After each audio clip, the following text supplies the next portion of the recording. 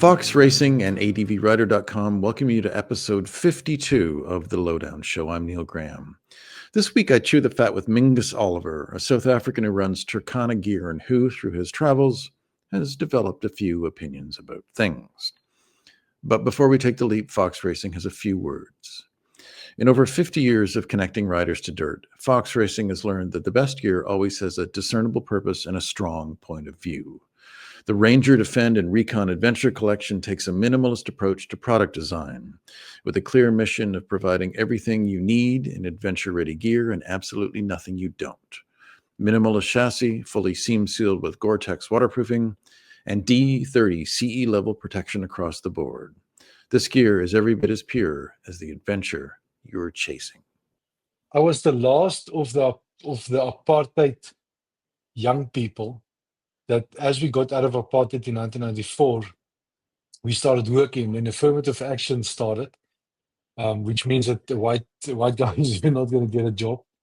And so my generation, our Gen X generation, we had to sort ourselves, which wasn't the bad thing, because most of my friends became lawyers and worked for themselves. And at that stage, my parents wasn't that rich, so I had to pay my own studies, and the easiest way to do it was to start selling insurance. And for some reason, I coped in it, and I did that for quite a long time. Even because we've got the four big banks in South Africa, you can work with them for investments and stuff like that. So I did that for quite a while until I got really sick of it, and we started doing properties. Myself and Elsie, we started buying properties to rent out, and so eventually she was also corporate. She was a financial director at a textile company, and then we sort of started. I had enough of it, and then I went and did all our properties full time, and that's how my dabbling into luggage and stuff started as well, because I was riding bike at the time and I couldn't find the stuff that I was looking for, so I decided to make my own. So yeah, that's how but that was my life insurance and investments. We'll get into your luggage that you created in a minute, but let's talk a little bit about your travels, because you decided to hit the road and you guys took off. And where did you go first? And what was aside from selling insurance, which I think would make any of us want to jump off a cliff, which you did, figuratively, not literally. So what was because usually it seems like, as humans, we're sort of loath to make changes until we're sort of pushed to the point where it's like, okay, I can't take it anymore. So was there a conversation, or was there a struggle at work, or something that made you say, okay, now's the time, we've got to go? And then where did you go? So yeah, myself and Elsie, we were traveling Southern Africa from a long time. So we did Namibia, Botswana, Zimbabwe, South Africa, and eventually with the work, and then Adventure Rider Forum, I joined, I think in 2005 or something, and suddenly you're bombarded with all this people traveling, and you sort of get a bit of a, man, I'm missing out, this FOMO stuff. But it wasn't that bad, and we just started chatting, and we wanted to do something like this, but it was like you say, you when you're doing something, you go to work and you do your normal stuff. It's difficult to get out of that rut and start doing other stuff, or doing something difficult. Yes. And we were just never there. I mean, we were the 8 to 5 crowd, the weekend crowd, go on holiday 2 weeks a year. And we thought, we want to do a trip like this, but that would taking 6 months off if we want to go right through Africa to Europe. So it didn't happen for a while, and we chat about it, and then we were friends on a Saturday. You barbecue and talk nonsense, and maybe it can happen. But I was always the one that's more conservative about it, because Elsie does finances for us. I don't touch it because I'm too stupid to do anything on finances. Yeah, me too. I can barely run a bank account. Exactly. Yeah. If I have $10 with me, then leave me, I'm done. And she's like, no, we can possibly pull this off. And I'm like, no, we cannot. We're gonna if something goes wrong, we're gonna come back. And South Africa is different. If you leave your job, you don't go back into that job. So if you tell your parents that you're gonna leave your job for a month or 2 months to go do something, and you hope to come back to find a job, they will tell you that you're out of your mind. I mean, that's really bad stuff. So eventually she's like, maybe we can pull this off, but we'll have to do this and have to do that and rent out the house and all this kind of stuff. And so it was a difficult choice making it. And eventually, because at that stage, our first business started to go off slowly. And we thought, well, you know, maybe let's pull this off. Let's see, because we don't have kids, so luckily enough, it's not like we're going to take bread away from children. The dogs is easy; we can leave it with somebody, and they will feed themselves, no problem. And that's how we made a commitment and said, well, they have to go. Oh, and the other thing was, what's the worst that can happen? So if a bike breaks or something goes bad in Zambia or Kenya, we go back home, or we phone a friend and say, listen, come fetch us. So we decided to just let it happen and see how far we can go with this. But we put aside 6 months. We saved up. We didn't buy cell phones. We didn't spend money. We really saved up money to do that 6 months stint. And at that stage, we only did about a week away or 2 weeks away, stuff like that. So this was a big deal for us. And after about a month, you still feel incredibly guilty because you're not at work. You're not doing stuff constructively. Yes. Like a bum. The lifestyle of the unemployed. You're sitting here doing nothing on a bike, drinking beer all day.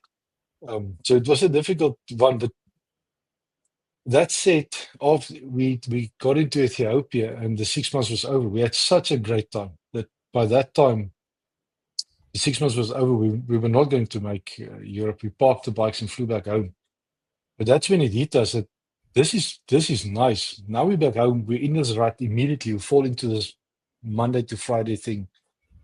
And that hammered us big time. We sort of fell into a depression about, man, this is not nice being home, and we have to work, and this is not for us. Why didn't we grow up in rich families where this kind of stuff can happen?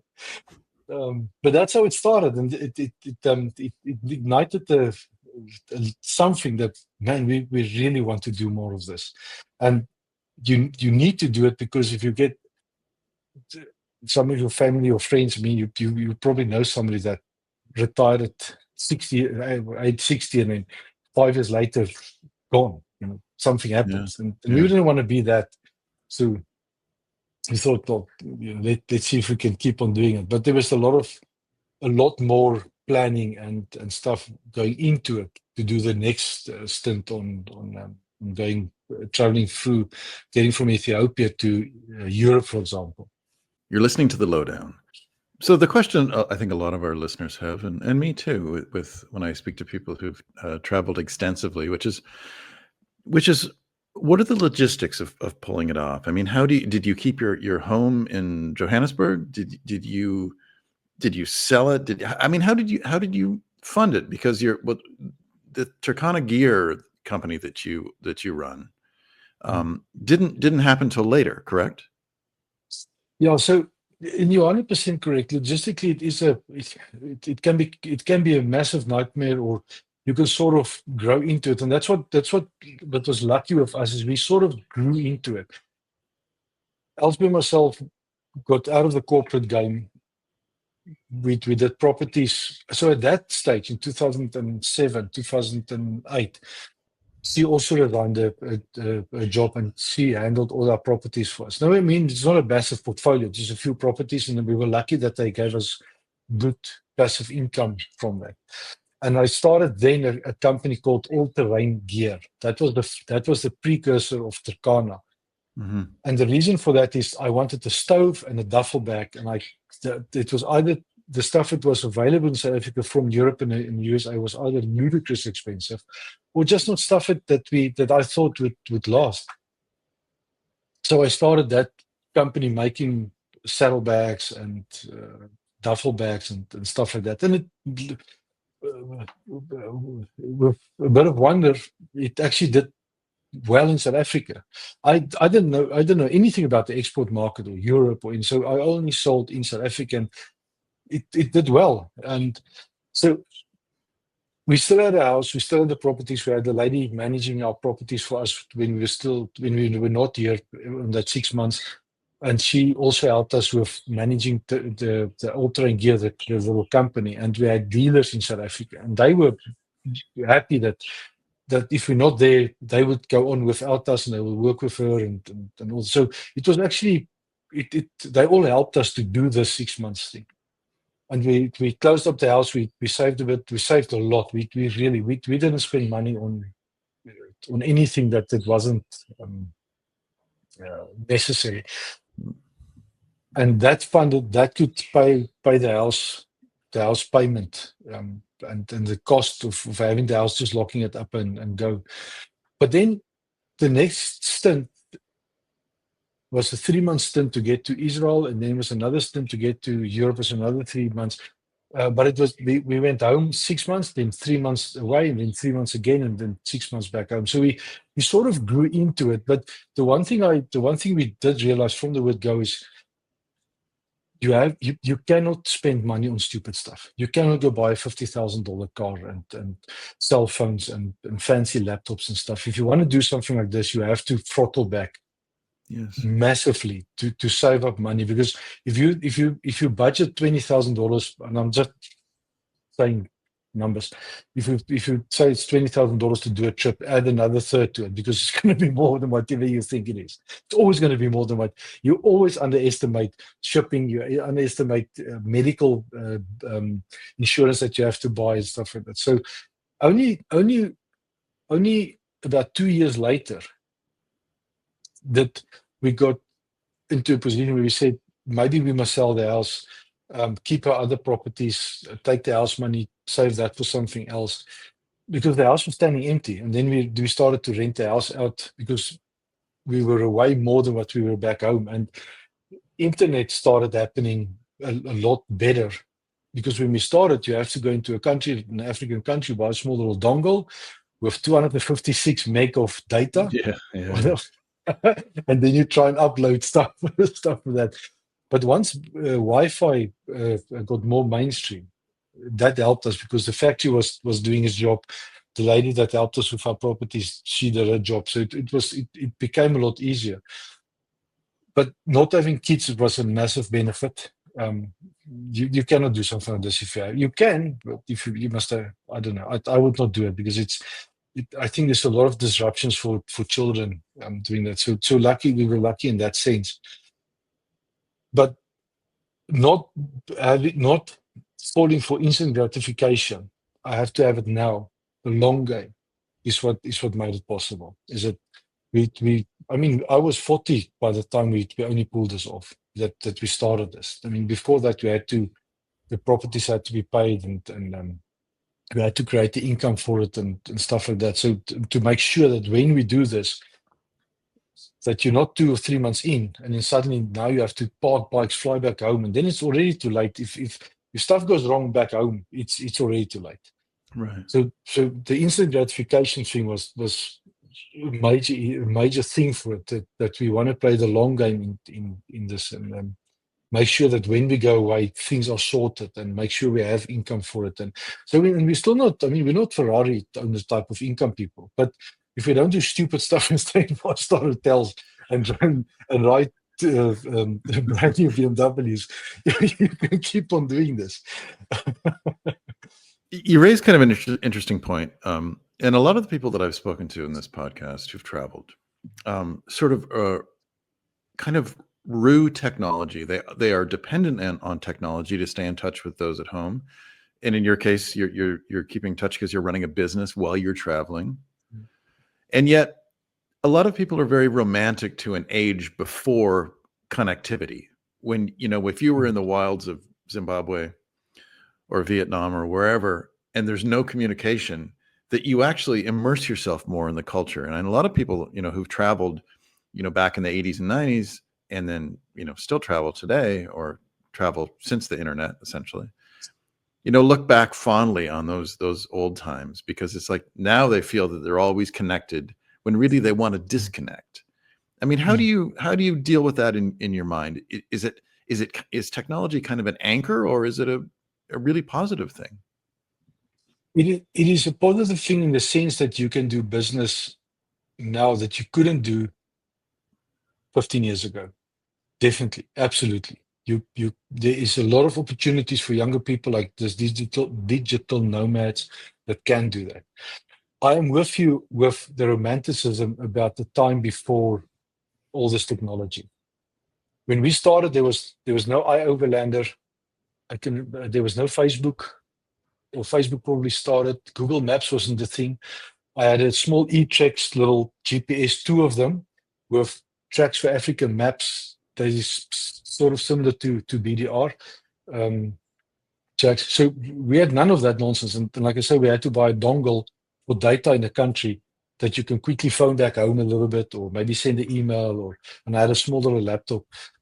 And that was really nice because you weren't chasing Wi-Fi all the time. You weren't chasing. You knew what you knew, and if you didn't have contact, you didn't have contact, and everybody back home knew that if I don't hear from you, they don't hear from you. And it was really nice. And I still, to this day, we still do that. We do not hang on to our phones. We don't look for Wi-Fi and stuff every single day. To this day, we do not buy phone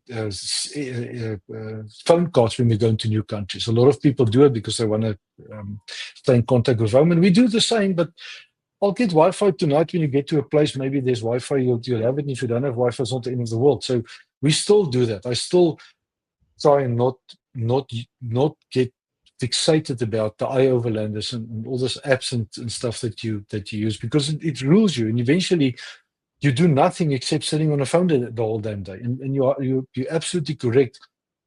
What happens is you don't go out, you don't go talk to people, you don't go visit places.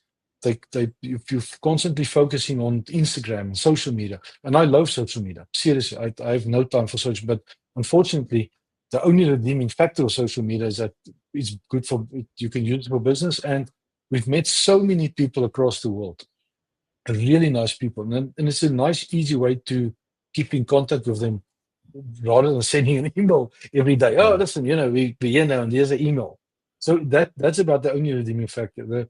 The rest, I have no. I'm the wrong person to talk about that stuff because I don't like it. It's just not my.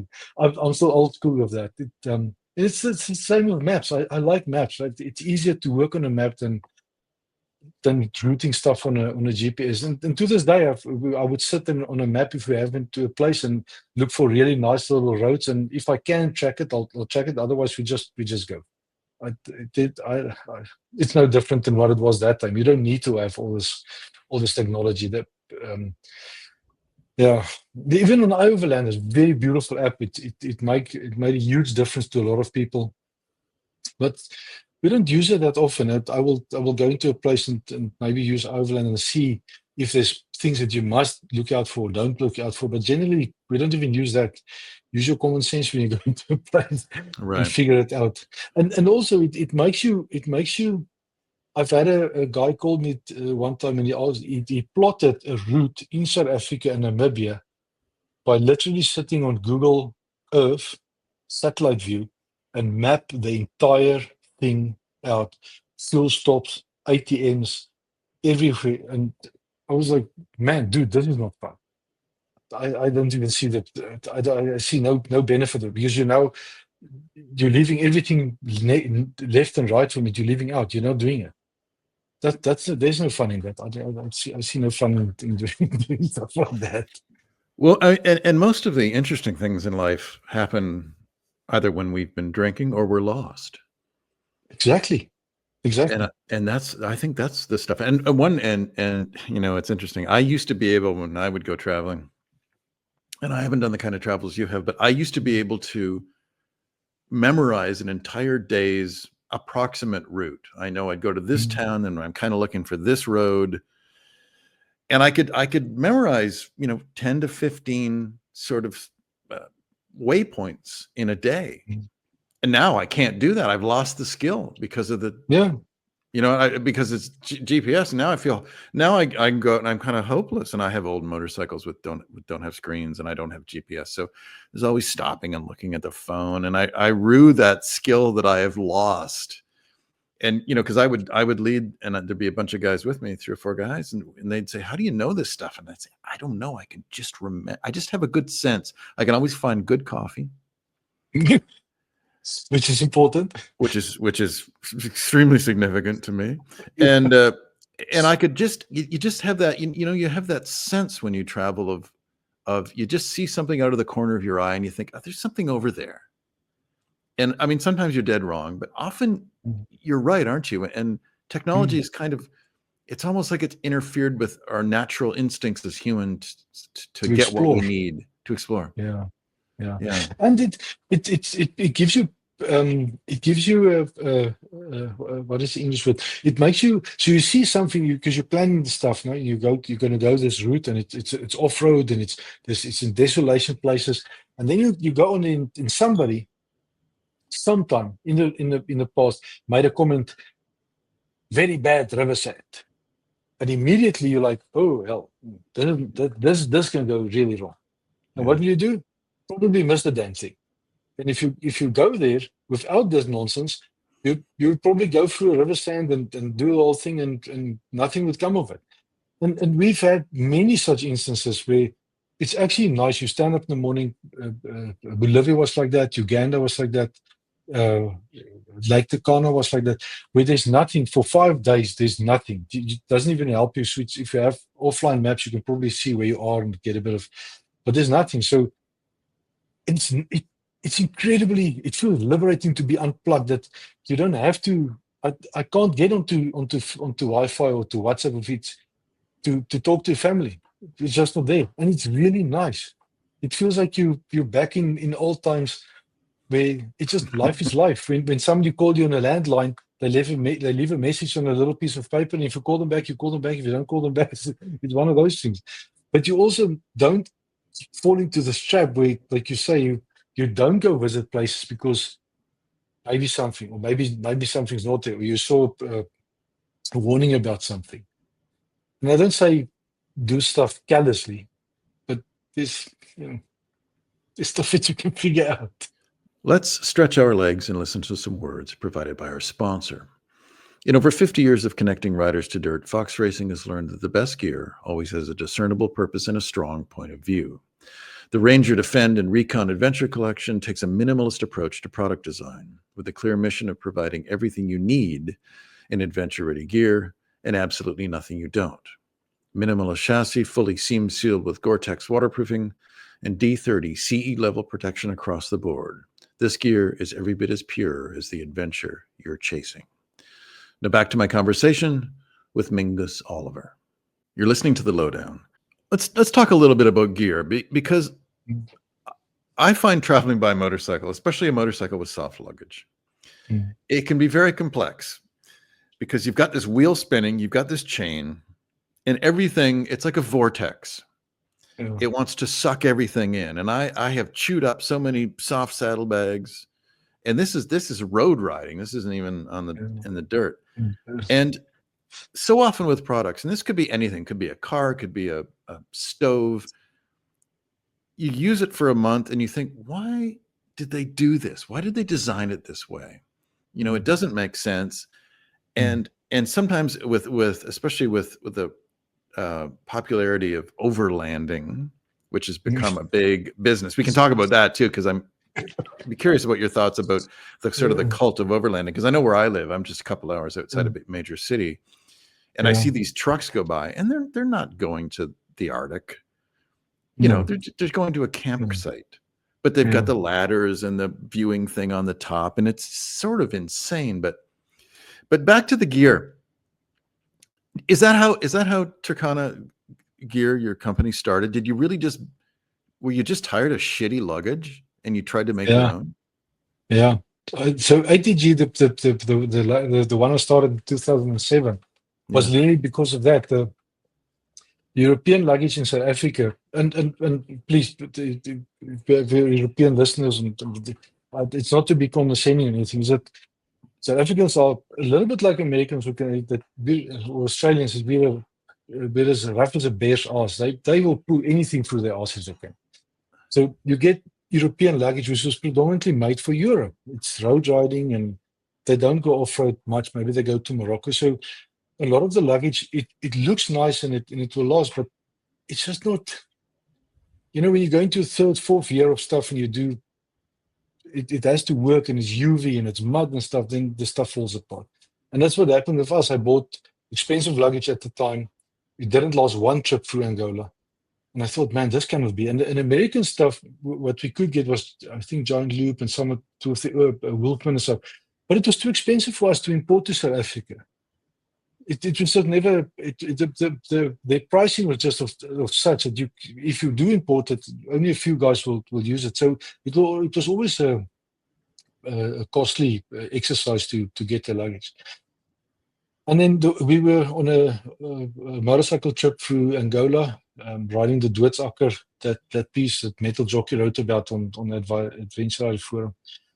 And we came back and I said to Elsie, man, if we want to do an Africa trip, this stuff is not going to last it. And the other European stuff that's available, that's not going to last it. So let's see if we can. And that's how it started. I took bags that I knew work, and a friend of mine, his wife made bags for him, and we just started jamming the stuff, and eventually we got it right. Got the company, went to China, the same as everybody else, made the stuff there, got the products into South Africa, and by the second order, I figured out that the stuff they make in China is also not what you want as a motorcycle rider, because they make it for lifestyle. So you would have something like North Face, for example. It's a lifestyle brand. You put your stuff in there, you put it in the back of a pickup, or you go to the gym. But it's not made. Motorcycling is probably one of the taxing, most demanding sports you can have on any luggage, whether it's metal or fabric, because it's outside, it's UV. There's mud and sand and wind and everything blown at it all the time. And what happened was, at some stage, and then it gets more difficult, because now the Chinese products that we could get, and the more I'm trying to explain to them, the stuff is not going to last. I need this and this. They just don't make stuff like that. Right. So I got into a very small factory in South Africa. The guy was making backpacks, hiking backpacks. And I went and see him. And I said to him, "Listen, man, if I want to stick my head into this brand thing, I either do it properly or I leave it. I walk away. But this half our stuff is not going to work, because I don't want to make stuff like that. And everybody that in South Africa buys from me, I don't want to give them something that is going to fall apart in 2 or 3 months or a year from now."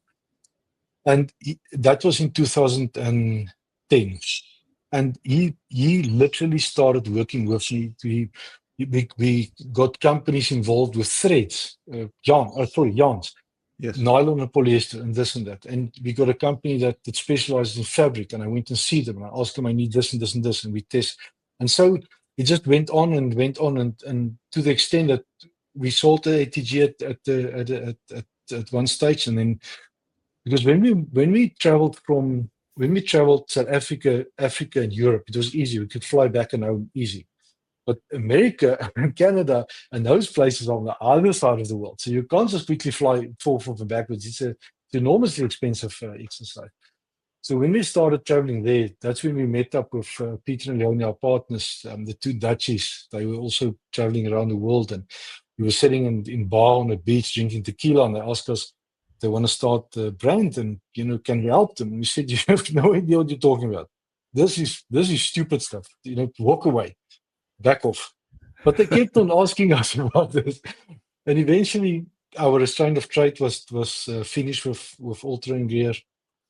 And I saw a lot of new products in America that I never saw in South Africa and in Europe. And I decided, man, there is place for keep it simple, stupid. It must last. It must be field repairable. And there must be no complicated stuff on it. And that's how we started Takana again in 2017, 16, that we started it again. And it was nice now because I had a lot more information. I knew a lot more than what I knew before.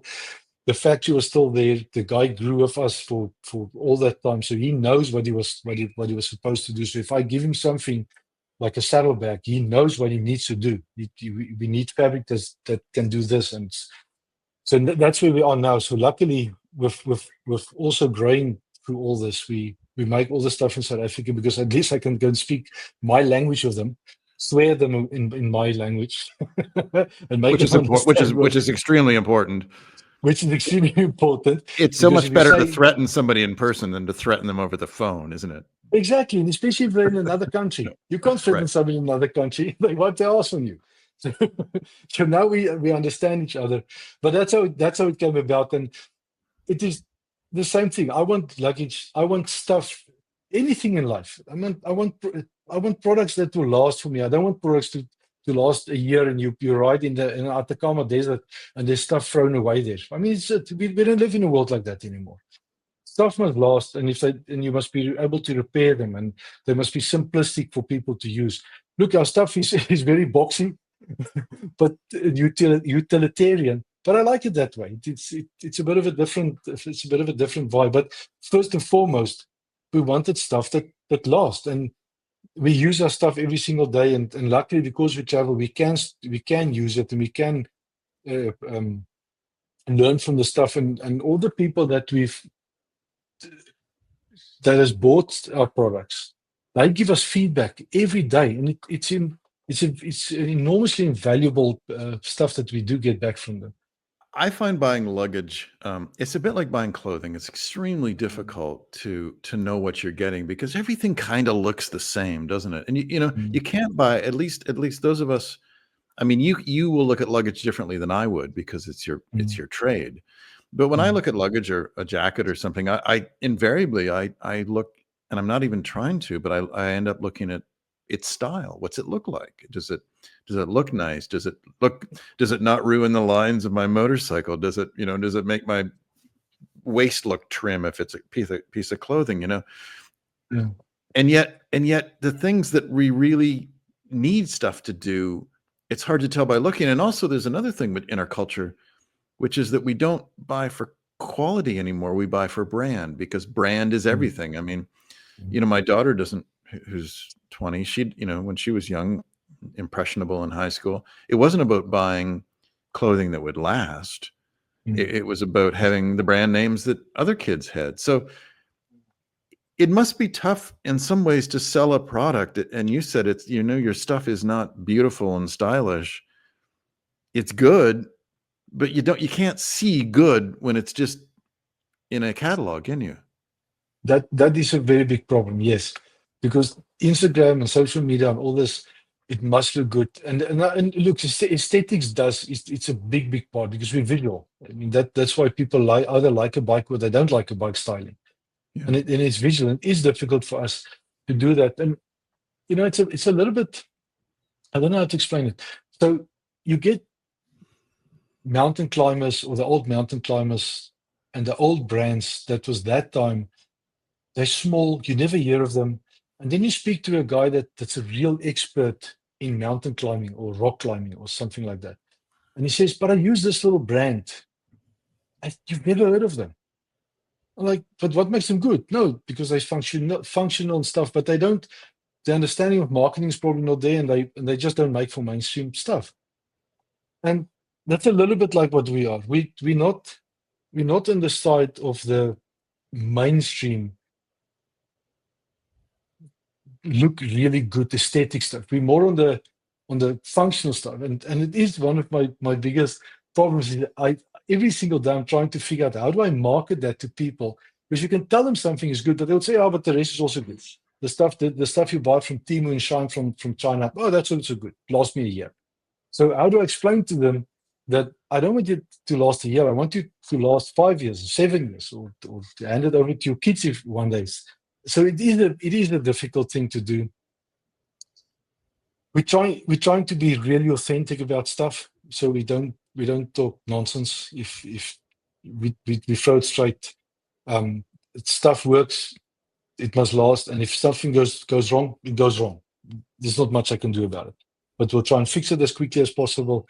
So we try and our slogan is "Be a pioneer" for Turkana, and the reason for that is that everything in the world has been discovered, probably, and articles there, everybody's written everywhere, but people must feel like when they go to, if you go ride a new route in your area for the first time, you must feel like, man, this is insane. This is really nice stuff. So you must feel that authenticity is what we want to have people feel about our brand and the products that you do and what they do.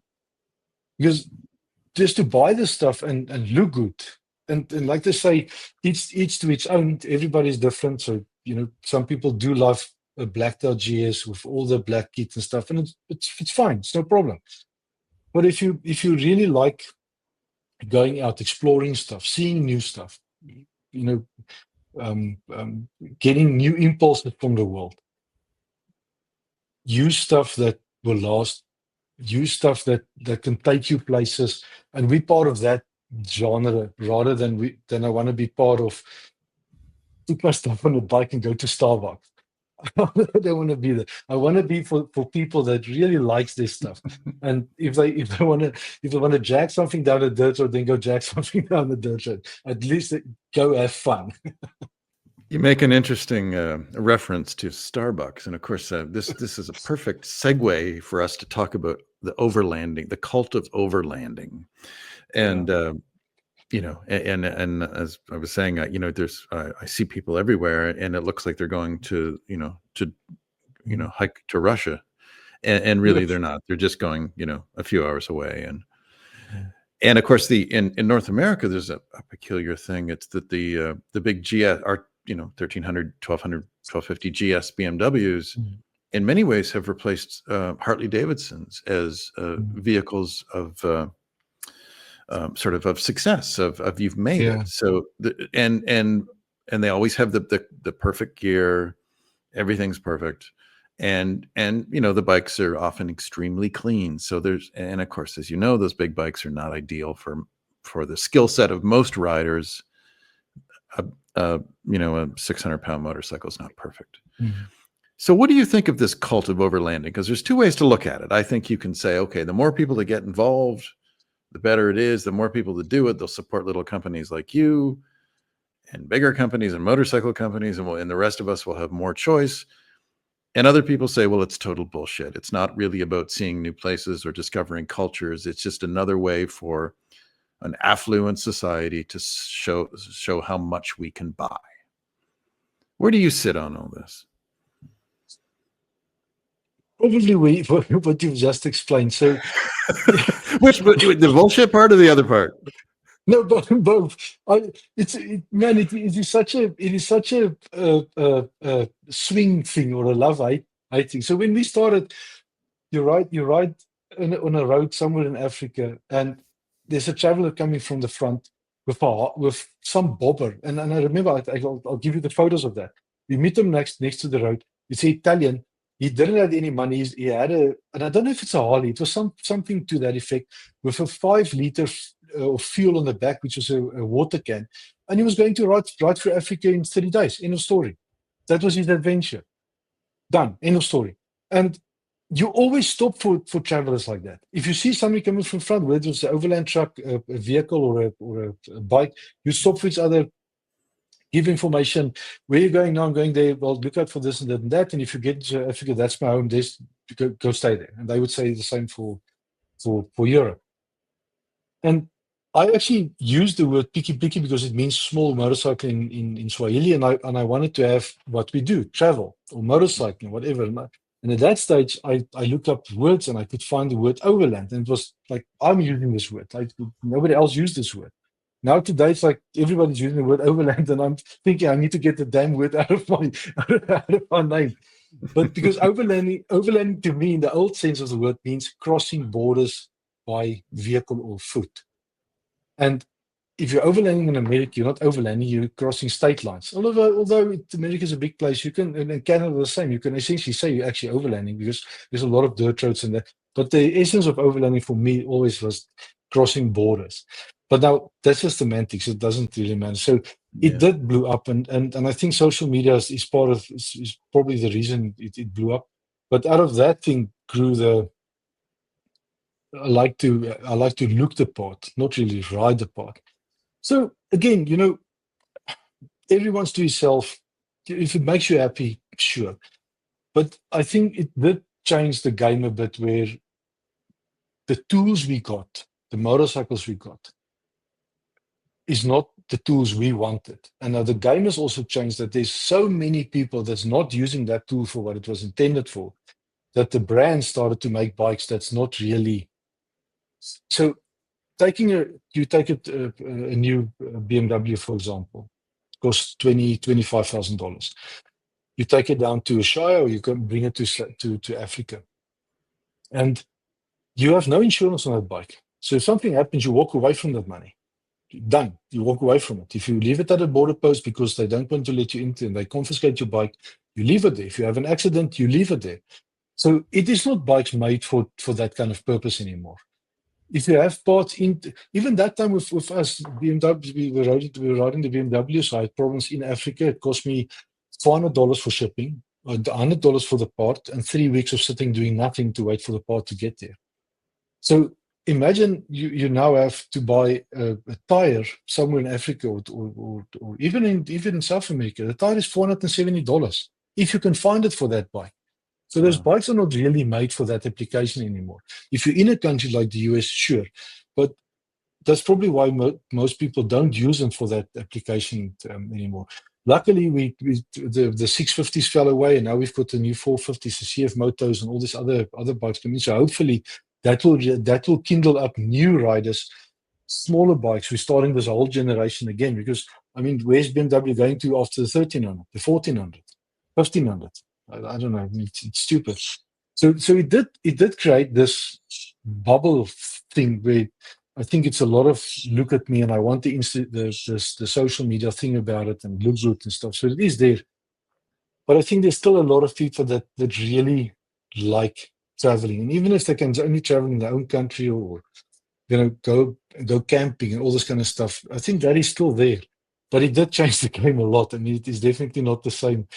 The same thing. And it sometimes it gets to me that you see a gaggle of black bikes with flickering lights coming down the road, and like, man, come on. Seriously, 10 of you, really? Is there something else you can do? I think it But I'm also. also getting old and grumpy. Oh well, you earned it. You earned it. I think also what it does is that it. I think another sort of downside in some ways is that it, and advertising, and none of us are immune to advertising. No, we are all unfortunately not. we can all be full of envy for things that we don't. Envy and greed. You never get away from that. No. And I think that it kind of can set up this dynamic where you think, well, I've got a shitty DR650 with bad, plastics, and I can't go around the world. I can't ride to Zimbabwe on that because it's silly. It's embarrassing. I need a proper motorcycle. And I think that this is, it kind of gets, and you need proper gear and you need proper this and proper that. It's almost like it's the professionalization of a hobby, isn't it? Like and of course, another truism that, of course, advertisers will never tell you, which is the less money you spend, the freer you are. Exactly. And you don't feel if you crash it and it burns up, it's like, there's a couple $1,000. It's sad. It's not the end of the world. It's not the end of the world. No, you're 100% correct. It is the marketing, and all of us do marketing. I have to do it for Turkana as well. But that's exactly what we try and do with what we do. Is I don't want to be that marketing. I want people to feel that when they use our stuff, and when they go do stuff like this, and they have a DR650, go have fun. Don't worry about you bought $17,000, or I don't know what $3,000, $5,000, $7,000 worth of gear. You have to look after it now. And I've said it to so many people that We get people asking us for sponsorship every single day, of which 95% of them, as I've experienced now, never do what they promise they will do, and the other 5% never even start something off. So, and then I say to them, why do you want to have this living thing like you just explained? Because it's your money, it's your trip, it's your life. You can have it's a thing that you do maybe once in your life to do something like this for a 6 months period. Why do you want to get bogged down creating content for a brand? Go buy the stuff on eBay for secondhand stuff that costs half the price. You owe nobody anything, and if it does break, throw it away and or repair the stuff. But you don't need to get into this hype of having the newest stuff and the most expensive stuff. And then you set at a border post, your bike is 15 grand, your luggage is another, I don't know how many, your Patagonia jacket is indebted. I mean, that's a $30,000 thing with all your gear and camera gear and stuff standing there. Yeah. It's stupid. You can travel with a lot less. And yes, there is something to be said for buying a good bike, for example, that can do the job. Because yes, you can do something on a Vespa, but you're going to spend money because that Vespa is just not built to handle dirt roads every single day. So it's going to cost you to ride something like that. So there is something to be said for that. But it's also something to be said that if we've had so many people, they ask me, can I have a track for a certain place? And I would share the track with them. And I would email them a month later and ask them, hey, how did it go? What's it? No, I didn't go do it. Why not? Well, the bike is heavy, and if I break something, so yeah, well, that's a problem. You took a bike into a place you probably knew that you're not going to ride into it, and now you've missed out on a beautiful place that you couldn't get to. You're listening to The Lowdown. Let's talk about motorcycles, and we'll wrap things up by another bit of a conversation about your gear. But since we're talking about bikes and you've done a lot of traveling, what works for you as a motorcycle? And we can be brand specific or just a category. We don't have to get into that. But what do you think is an ideal motorcycle? Because I know for me, it's if you're on a highway, you want a 1200 GS. As soon as the road goes to hell, you want a 450. And you kind of wish that the one bike could do everything, but of course it can't. You've got to choose one. What's a good compromise in your mind for traveling? So, yeah, I'm sitting with I'm bashing this thing daily. You see a new bike. So yes, there is no one bike that can do everything perfect, because we've got so many genres of enduro, adventure, road, carving, nice mountain passes in Appalachian and stuff like that. Yeah. I'm of the religion that you have to have 5 bikes. That's my religion. 3 bikes can do 5 bikes is a good one. The only problem is it's hard to travel with 5 bikes with you. That's the problem. So my travel, if crossing borders, doing what we do and what we've done the last 15 years, the DR, a smaller bike like the DR F800, 690 KTM, although I've got good friends, I would not, KTM needs to up the game in any case. Those kind of mid-range bikes for traveling, cross borders, going down to South America, it allows you to go into a lot of places. They're not too heavy, easy repairable, shippable is easy. So I will not use a 1200 or any of the big bikes. I don't care which one of them, I will not use them. The smaller bikes like the 230 CRF Hondas, that range is also possible, but you compromise because you can't sit on a highway, because you have to inevitably always do a bit of highway work and stuff like that. So they're also good for that purpose. And they don't cost a fortune to do. So for traveling, I will use that. Back in South Africa or in the USA, if I have a 1200 to eat up miles, you're going to do nice curvy roads. There's some nice dirt roads that you can do for sure. And then obviously there's all the other stuff that you want, like the Triumph Bonnevilles and those kind of stuff. But that's a different story. Okay, you're just getting greedy now. Exactly. So you like DR650s or the Honda equivalent, the XR650, the 400 to 650 range is kind of the sweet spot, do you think? I think so, because the moment you go over that, you go over 200 kilograms, and then you're back in old 1200 GS country and old 990 country, and they start to become heavy. I love the Dios, I love the XRs, the KLRs, but I think it's time it's over now. And with the CF Moto 450s, the COVID 450, I think there's a new shift now. So if they can up that to, let's say, 650, keep the weight under to about 180 kilograms, I don't know what's that in pounds. Yeah. But if they can keep the weight down, then we're going to have really, really nice bikes. Because the allure of the 650s, the DRs and the XRs and the KLRs was they're relatively light, simple to work on, can go anywhere and last a lifetime. And we've lost that part of the game. In essence, I mean, they still sell them in America, but not in South Africa, not in Australia, not in the EU. And it's going to happen. It's inevitable that it's going to happen in America as well, that they're not going to sell them anymore. So we've lost that. But now with the smaller 450s, if that can be a 650 like the KTM 690s, and that's a nice, very, very nice range of bikes. And if tubeless rims, decent 17-liter fuel tank, you have a good bike. You probably have close on a bike that you can use for commuting, and for travel. It's Right. nice having the big bikes, but the smaller bike doesn't cost the same as the big bikes. Let's wrap things up a little, talking about your gear company. And what are your best sellers? What because you have a lot of stuff in your catalog. Mm. What sells the most, and why do you think that is? Our rackless system, the one that fits over the back of the bike that you can quickly take, we sell a hell of a lot of that. And then the hip rips is the traditional saddlebags that you can fit either with strap over the seat or with the plates for a quick release on the plates. That's our predominantly the big sellers. The Dufflos, the duffel bags still sell very well. But I think that's the main. If you get into the stuff, that's about the main stuff that people buy and or replace over time. And we went a modular system like the old. Well, they still use it. The Molly and Pels that the military use.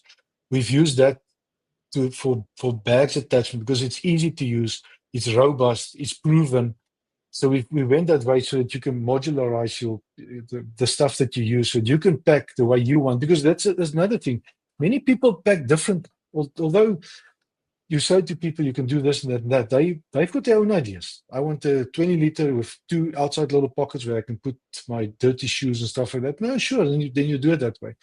So we've tried to keep stuff modular in that sense that you can build your own the way you like stuff. Not the way that I have to prescribe you to do stuff, but the traditional stuff like the rackless do very, very well. For some reason, I've got no idea why. I think it's a conspiracy. All the brands looked at my rackless and said, "We're going to make our bikes like that," because for some reason the damn thing just fits on it perfectly. So we sell a lot of it. It's easy to take off. It's easy to, and it weighs nothing, and it's easy to repair. So it is one of we never thought it would be that well received, but we actually did do very well with that. One thing that I saw on your website, which really made me think that this knowledge you got was from something difficult, was that, I'm not saying this well, but you'll know what I mean when I say it, is the exhaust heat shield, which is a little piece of metal with a couple of hose clamps, just to keep the luggage off. And as soon as I saw that, I had to laugh because it's always the problem. It's keeping that goddamn luggage off of the bloody exhaust. If it's not on the exhaust pipe, it's on the chain. Yeah. And it's just it just everything just seems to creep in, and I just know I'd start off in the morning and you'd look at you've done this because you've done way more than I have, but you look at it and you hold your bike up and you think, okay, there's 2 inches here and 2 inches there. And then by the end of the day, everything goes in. And you see, there's a problem with the motorcycle brands. All the arses are open. There's nothing in the back. So you have to either fit frames, but all the arses, the 908, the 900 GS, the Triumph, the Triumph 900 Pro, all those bikes, the arses are open. The Tenere open.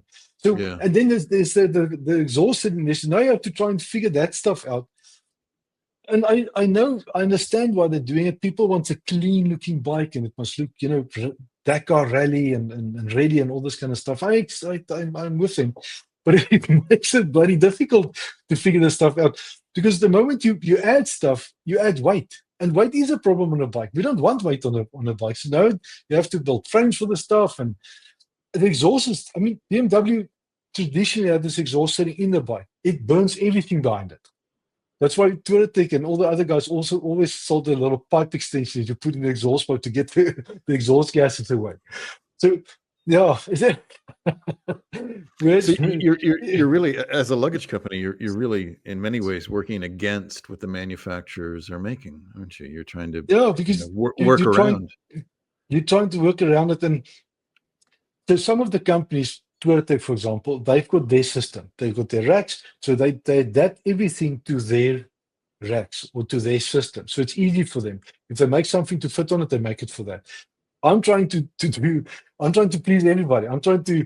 Doesn't matter what bike you ride, I'm trying to make it as such that you can use it on that bike. Now, some of them it's just physically impossible. I mean, it's just you're not going to do it in a million years, but it is a problem. Like BMW, the new 1300 Adventure came out. BMW use their proprietary. It's a rack that they now fit on, and you can't fit anything to make a bracket to fit on that to fit anything else on it. It's nearly impossible. You can, but it's going to cost a fortune. So people just won't buy it. So for BMW, it's good that they made their bags or their boxes to that. But for the rest of us, and the guy that doesn't want to buy their boxes, they're sitting with that stuff, and it's difficult to adapt something to that. A 1300 doesn't need luggage; it just needs a cup holder. Exactly, and a credit card. You stay in hotels. You need a credit card holder and a cappuccino holder. Yeah, and that's it. Look, I won't mind if I get the stuff for free. I'm going to ride it. I'm going to ride the wheels of it, but it's way out of our league. I always envy the guys riding it because I can't. But I must say, if I had all the money in the world and I had a backup crew that I can say, listen, like Charlie, you want to follow me? I would probably buy the most useless bike for the trip, and just because you can, just because buy something that is ridiculously not going to do a trip and ride that damn thing just for the fun of it. My version of that would be traveling with a better rider. So when things, when we got into 6 feet of sand, I just say, okay, you ride this. I jump in the helicopter, fly over, he rides through. He breaks his arm, and I take over and ride the next. Ride the next lovely single track in through the mountains. Yeah. But he does the hard stuff.